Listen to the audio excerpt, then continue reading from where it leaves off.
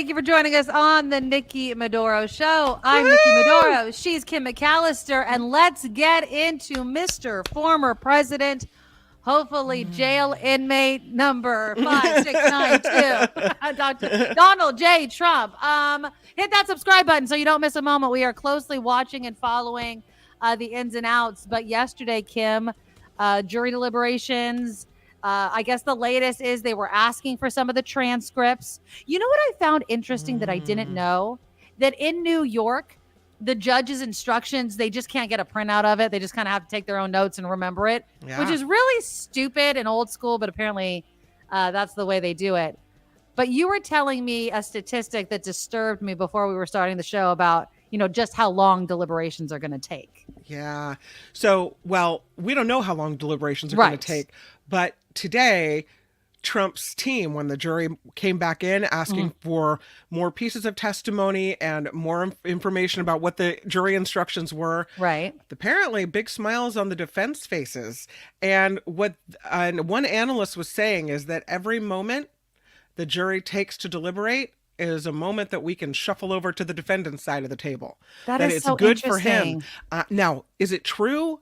I don't know. But here's what they asked to see. They came back, the jury, with requests to see interactions relating to Trump with Pecker directly, David Pecker, right? Okay. So the testimony from Cohen and Pecker about a meeting in 2015 concerns the meeting where Pecker agreed to be the eyes and the ears of the campaign. What they're asking for is 4 pieces of testimony. Again, they wanted David Pecker's testimony about his phone conversation with Trump in June of 2016. They wanted his testimony about not finalizing Trump's payment to AMI for Karen McDougal's story rights, his testimony about the August 2015 Trump Tower meeting, and they wanted Cohen's testimony about the Trump Tower meeting. That's after they asked for the judge's instructions again. So with all those things relating directly to Trump's interactions with Pecker, maybe they're really kind of honing in on that relationship to make like the catch decision. And kill type of thing, like what kind of arrangement. I mean, it does seem obvious. Again, and I know I keep saying this as we've been talking about this case, I really honestly don't believe that anybody thinks that Trump didn't sleep with Stormy Daniels, right? No. And I don't think anybody really thinks that he didn't pay her off. I really don't. Yeah. I think it's just Trump is trying to couch it as a quote unquote legal expense, while it's the campaign finance laws and everything like that they really have to be able to prove. And honestly, Kim, while I would love to be like, yeah, he's totally going to jail or at least get a conviction, I don't know. I mean, stranger things have, of course, happened. You know what I mean? So do you think it's weird that in New York, they can't have the judges and the instructions. That's what I'm saying. Like, it seems so antiquated. Yeah. It's like an old school way that they used to do it. And now they're going to keep going back and forth asking for clarifications, I feel like. Because wouldn't you want to look specifically at the wording? Exactly. Because sometimes it's all in the wording. So wouldn't you want to have that at the jurors' fingertips as they're making these really important decisions? But it's actually banned in New York. Like, they've actually taken a stance. It's not like, we haven't gotten around to it. New York's like, no, you don't get that. Like, you got to think off the top of your head. I don't know. Just remember it. If it's important, you'll remember it. But again, we'll see. I mean, I don't buy the whole every minute it's in favor of Trump. I think that it's a very it was a lot of testimony. Right. But I think that there should just be basic questions. Do you find that the defendant did X? And did that lead to Y, right? I mean, it doesn't seem too complicated of a case. We're not talking about murder here, people. We're not going over DNA evidence. His friggin' signature's on the checks. To me, as an outsider, it doesn't look that hard. It just doesn't. I think that if I'm a member of this jury, I'm feeling a lot of pressure right now because this is the first criminal trial of a former president in U.S. history. Right. And the whole country is watching. And but you can't think about that. It's just, what is the crime? How can you not, when you're deliberating, to make extra sure, to make, go over everything, like not twice, not 3 times, 4 times, like just over and over it, because people are going to be going over this decision for years. You're a part of history. What you're doing right now is going to be analyzed and talked about and go in history books. So You don't want to mess it up. I feel the pressure for them, right? Yeah, but I don't want them to overthink it. I also think, on the other hand, I feel like they should do what every other jury in America does, right? Absolutely. You look at the evidence. It doesn't matter who's sitting behind the desk. I agree with you 100%. Obviously, it does historically, but it shouldn't matter. If it was Tom, Dick, or Harry standing there and they did what he did, is it a crime, and what should the punishment be? Sure. That's what it should just really come down to. I don't even think they get to pick the punishment. They just have to decide, exactly. Is it a crime? Is it a crime? Here's what he's been charged of. Does the evidence match? That's it. I just feel like there's not enough consequences for people at the top sometimes, and this is going to be, if he gets off completely, then this is just another example of how there's just so many different sets of laws for people that are in power and then the rest of us. I just feel like, and again, I'm not saying the guy needs to go to Rikers or anything, right? I'm not saying that. But what I am saying is that it seems, won't, although it would be so nice. Exactly. It just seems to me that a crime under the laws that we, Kim, have to follow was committed. That's my opinion. And there should be some sort of consequence for that. But again, keep it here on the Nikki Maduro Show. If it breaks during our live format, we will come on. We'll get your comments on it. So we'll see. I'm going to say, I keep getting my days wrong, but I don't know. I'm going to say Monday. I don't know why I'm saying Monday. That seems like a really, really long time, though. Maybe it'll be today. Maybe it'll be tomorrow, but soon and for the rest of our lives. I'm going to guess either this afternoon or Friday morning. Yeah. I mean, the Friday news dump is a real thing. There's a reason why we call it that. I could see that happening. I could see it happening. So we'll see. But again, keep it right here. Here, the Mark Thompson Show will, one of us will have it. If not today, tomorrow, or the next We are on verdict watch. Exactly. We're definitely on verdict watch. And you know what else? I mean, it's kind of, obviously Trump, January 6th, those sorts of things. Obviously, he's not facing charges for any of that before the next election. But there's been, and we talked about it on the show before, Justice Alito. Dude, I mean, him and Clarence Thomas are just the most concerning at this point justices. It's this question similar to Donald Trump facing, a punishment or at least scrutiny or being held to account. The U.S. Supreme Court has become extremely problematic. And apparently the justices love to blame, at least the male justices, their wives for all of their problems. Now, we talked about this before. Justice Alito, after January 6th, apparently was flying an upside down American flag in front of his house. He claims that it was his wife who was having some sort of disagreement with the language that his neighbor used, had hung the flag in that way, and he didn't know that it was flown that way. I call BS. I'm sorry. Do you not drive into the front of your house? Do you not notice the flags that are hanging in front of your house? Dude, I notice if my gnome is stolen in front of my house. I think I would notice a gigantic flag hanging upside down. Maybe they have a different marriage. Maybe he stays in a different property. Maybe they have houses all over the place. Like maybe. Well, I don't know. It's indicative of their relationship. Yeah. Well, anyways, the flag was flown. And so basically people have been calling on him and Clarence Thomas, Justice Thomas, to recuse themselves from any cases related to the January 6th attack on the Capitol. Well, Justice Alito has said, no, I'm not going to do that. And not only is it... Are we surprised? No, I'm not surprised at all. No. But it wasn't only this flag. There was another flag that apparently he also flew around the same time, and it was this flag. Now, this is just an example of the flag. This is called an appeal to heaven flag. And it was, and the inverted American flag have both been associated. They've been co-opted with some Trump supporters to overthrow the last election. Alito says, just because this flag has flown in front of my home doesn't mean that is grounds for me to recuse himself. So according to the New York Times, Alito explained that his wife, always blame the wife, flew the American flag upside down due to a very nasty neighborhood dispute. And he's like, as soon as I saw it, I asked my wife to take it down, but for several days she refused. Do you not have two hands, my friend? But whatever. Apparently, he says his wife is a flag aficionado, and that accounts for the appeal to heaven flag that you see on your screen. He says, my wife is fond of flying flags. I am not. I was not aware of any connection between this flag and the Stop and Steal movement, and neither was my wife. She did not fly it to associate herself with that or any other group. But again, he is facing calls to recuse himself, and this is the part I have a problem with. Why not? Why not recuse? Why not remove any question. Like, it might have been a mistake. Yep. You may not have known their tie, but just because you know the importance of not even an appearance Right. of a bias with the highest court in the land that does not have a real check on it. Here is Senator Dick Durbin, kind of calling out Alito for his decision not to recuse himself. Here he is. The recourses under the Constitution are very limited, but let's look at what we have before us. Oh, sorry. There we go. The first flag, flying the American flag upside down as a distress signal at his home, he dismissed as a momentary emotional lapse of his wife making that decision. Now we have this second flag, which is some symbolism on the radical right being flown at his vacation residence. And you start to wonder, is this just a chance indiscretion, or is it a conscious declaration of his MAGA loyalty? When it gets right down to it, our courts and justices don't have an army to enforce their opinions. They don't have the money to establish a count or media control. What they have is the respect for integrity of the American people. And this really raises a serious question when we have someone in the highest court in the land who's sporting these political flags at his residence and the vacation home.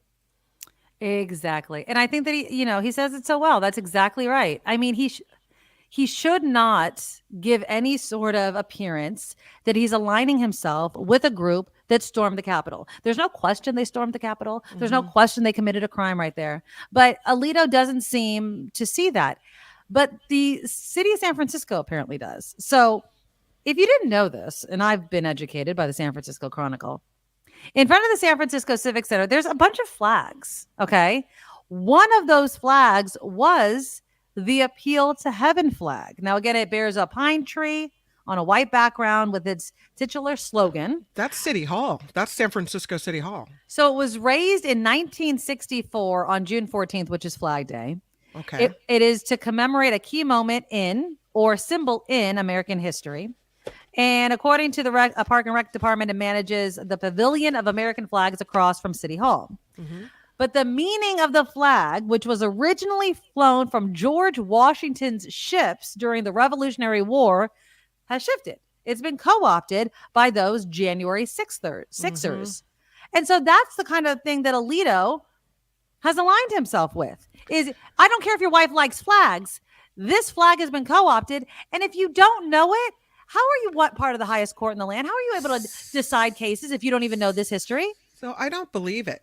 I feel like his wife is a full-on Trumper. MAGA. Oh yeah, her and Clarence Thomas's wife hanging out all the time. Probably. If you're a MAGA person, you know what that flag is about right now. Mm-hmm. You know what those symbols are. Yeah. Now I didn't know that because I didn't know that either. I'm not looking at those posts. I'm not watching the Fox News and the weird channels. Which is what Alito's trying to say as well. He has said to this letter that he wrote to Senators Durbin and I believe White House as well, Senator Sheldon Whitehouse and Richard Durbin. He said that his wife was the one that was flying the flag. And he said, and this is kind of interesting, he said she flew it for several days. He had asked her to take it down almost immediately, and she refused. Yeah, he has hands. Can you imagine having a husband that's a Supreme Court justice, and you tell him, I'm sorry about your job and all. Right.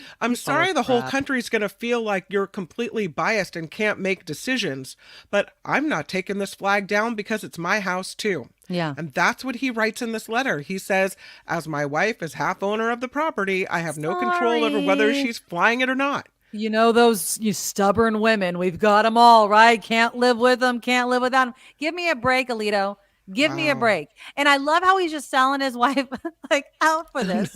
She sounds like a raging B word. Well, I mean, listen, I'm all for having my own rights, but if it's a real partnership, then I'm supporting you in your job and you're supporting me in my job. And it's not just any job. It's the Supreme Court justice. You have to, I mean, come on. Does she not? on. You've been Yeah. married to this guy for long enough to know that his job is really important in this country and in this world. Exactly. So what are you thinking? I have no idea. I just feel like he's using his wife as a scapegoat. Somebody compared it to like the dog ate my homework and I didn't even know I had homework kind of thing. Like it is so blatantly not believable, right? It's like, okay, we can't prove you're lying, obviously, but it sure as hell looks, sounds, walks like a lie. Like, give me a break. You don't know these things. And again, if you didn't know, you should know, because you are a U.S. Supreme Court justice that is going to be presiding over cases regarding January 6th. And if you're not even aware of the symbols and the flags that this group uses, how are you going to make an educated decision about what you're seeing, reading, and hearing in the testimony? I mean, it seems that in and of itself makes you unqualified to be deciding these cases, or you are willfully ignorant. You are trying to put the blinders on. You're trying to be like, I didn't know. And just because you can claim you were not aware of every single thing, which on one hand can be reasonable, not at this level. You should be reading everything. You need to understand what we're dealing with. And if they let, Donald Trump and his very active role in what happened on January 6th go, I mean, they are dooming our country. They're dooming our democratic republic. They just are. And he should be ashamed of himself. And I really do hope, and I know that we've discussed, expanding the U.S. Supreme Court and things like that, but the rules need to change. I think this whole idea of lifetime, a lifetime on the bench needs to end. One, we live too damn long, right? I mean, when we kind of made these rules, we didn't live nearly as long. No, and it was supposed to be to make you not beholden to anyone. Like no one could influence you because you had a lifetime appointment. So you weren't playing to the role of anyone here. Exactly. Because you were going to stay on the court regardless of what was happening politically. Right. Here's what he said. He said in this letter, this is great. In reference to the other flag event, the upside heaven, down one. Whatever, the white one over the vacation house. Uh-huh. My wife is an independently minded private citizen. This is from Alito. No. She makes her own decisions, and I honor her right to do so. Our vacation home was purchased with money she inherited from her parents and is titled in her name. It's a place away from Washington where she should be able to relax. A reasonable person who is not motivated by political or ideological considerations or a desire to affect the outcome of Supreme Court cases would conclude this event does not meet the applicable standard for recusal. I am therefore duty bound to reject your recusal request. I mean, he could say whatever he wants. Yeah. I mean, he can say, okay, good point. All right. It's not my house. It's my wife's house. She is. But it's just, again, the appearance. And I would also say this, use this as an example. I'm going to recuse myself. I don't think that it's grounds to, but because of the appearance of bias, I will. And then, Alito, the next time your wife, using her, constitutional right to express herself, maybe impedes your job, you can pull her aside and be like, hey, I know you can do it, but will you not? Can't I? Because it's going to impact my job. Because these things do. It's disingenuous of him and Clarence Thomas to act like husband and wife relationships, influence, bias doesn't happen under their roof. That is to act like you are what? A heavenly creature that doesn't, seek deference from their spouse, doesn't listen to them, isn't influenced by them, is such a load of crap. I mean, you might want to try your best, of course. And I'm not saying they have to agree on anything, but give me a break. If you have a MAGA wife, you know how those MAGA people are. They never shut the hell up. It's their entire personality. That's who you're married to. You know what I mean? Like, it's not like she likes cookies and talks about baking all the time. She's a MAGA person. That has become their personality. So if you're still attracted and still married, then that says something about you. I don't know, man. What if she becomes a MAGA person, but he... Just play the devil's advocate. Because I don't believe what I'm spewing right now. What if he's not? And he's like, listen, we've had a life together. We have, Right. I can't divorce you because how would that look? Right. Whatever. you know, and so he just kind of puts up with it. I'm not saying that's true. He's probably as MAGA as she is, right? I hope not, obviously. Mm.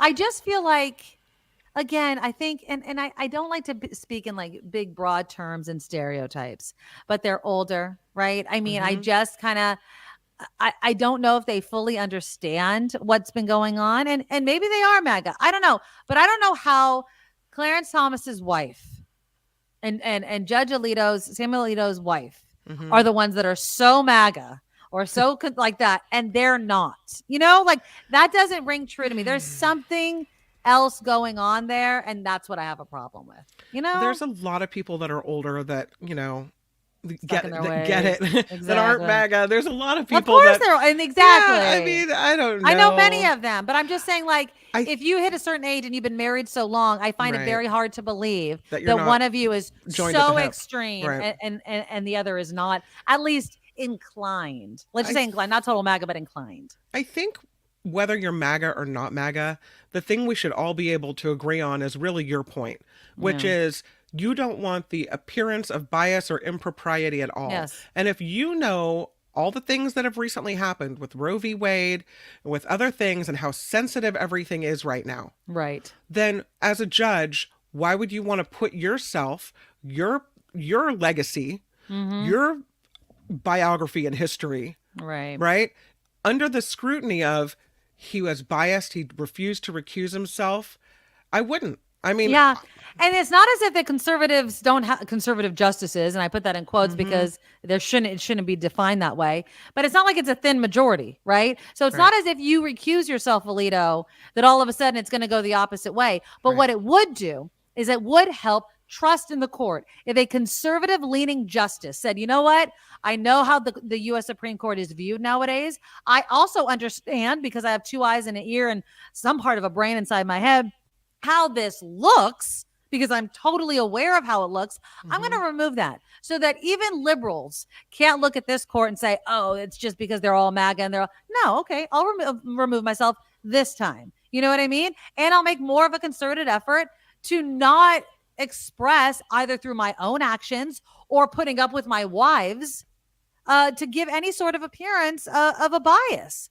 Now, again, she can fly the flag, but you're a U.S. Supreme Court justice, and there is a consequence for being married to someone who is displaying symbols linked to January 6th. That's the facts, Jack. You know what I mean? So, and that's enough. Exactly. That's absolutely enough. That's enough to say I got to step back. Exactly. So, well, he's not going to. I mean, this is literally, we're just yelling into the ether here, but I'm just saying, like, I do feel like he should. Yeah. And we do. And if anything, this is another call to Congress and hopefully the adults in the room to kind of set some rules, some ethics, conduct, and really bring some trust back to this court. And also, and I will always say this, Congress needs to do their job and stop using the courts, you know, as a way of dictating laws. Congress is supposed to pass laws, and we shouldn't be bringing every single thing we disagree with socially to the U.S. Supreme Court. It really should not be that way. But unfortunately, in recent years, it has been. I wanted to squeeze one more story in just because it broke. Scott Peterson, speaking of court cases, he won't go away. Yeah, but this case it's dead in the water. And I don't mean that that's a terrible pun. Yeah. Sorry. It just came out of my mouth, but no. Yeah. So just to catch you guys up, Scott Peterson, through the Innocence Project, was asking for all this new DNA testing. I'm going to play you a little bit, but the judge has denied nearly all the requests for that DNA. So the defense wanted certain testing done on, like I said, 14 items. The one item that she granted to have DNA testing or retesting is actually duct tape that was found on Lacey Peterson's pants of her remains when she was pulled from the bay in 2003. That duct tape had already been tested in 2013. However, the judge noted that there has been advances in technology and that should be retested. However, the 13 other items, ranging from a cloth of a mattress inside a burning van found near the Peterson's Modesto home, that will not happen.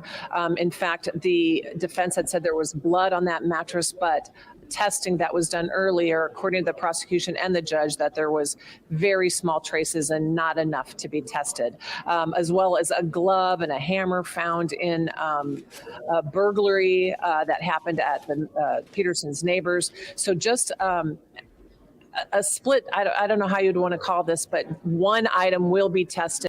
Basically, he lost. I mean, if you're not going to test, it was really the van. That's what a lot of the attention on it was: the van, the rug in the van, all those sorts of things. The duct tape that was found on Lacey Peterson had already been tested. So I think, unfortunately, I don't, and I'm going to say unfortunately because I will always follow the facts, right? I personally think Scott Peterson did it. I don't have any doubt in my mind. Yeah. But if there is new testing that can be done, and it gets them, do it then.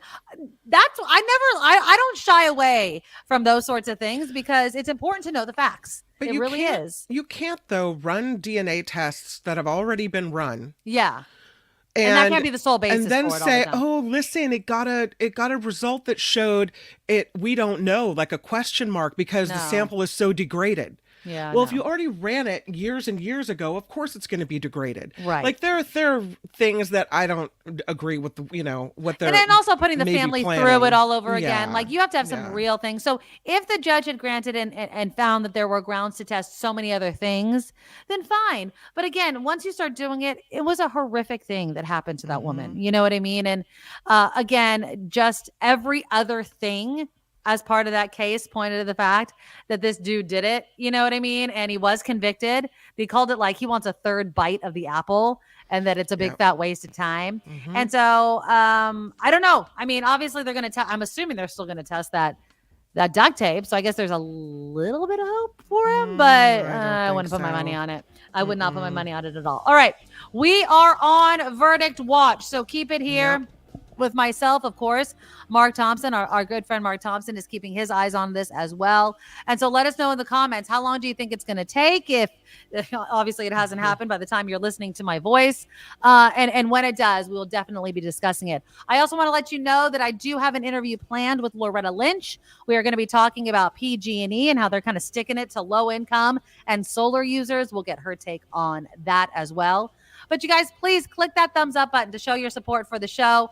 It really, really, really helps us out. And we need your support. We want to keep this show going. And so if you can help support us, we would appreciate it so much. So the number one way to do it, of course, is by going to theNikkiMadoroshow.com.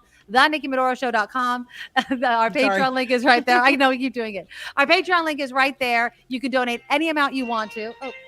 My chicken sauce. A Trump verdict. No, not yet. Not yet. Okay, go to TheNikkiMadoroshow.com. Please donate to our Patreon. It's just one time a month. We appreciate it. PayPal is also an option for those of you that love PayPal and don't like signing up for things like Patreon.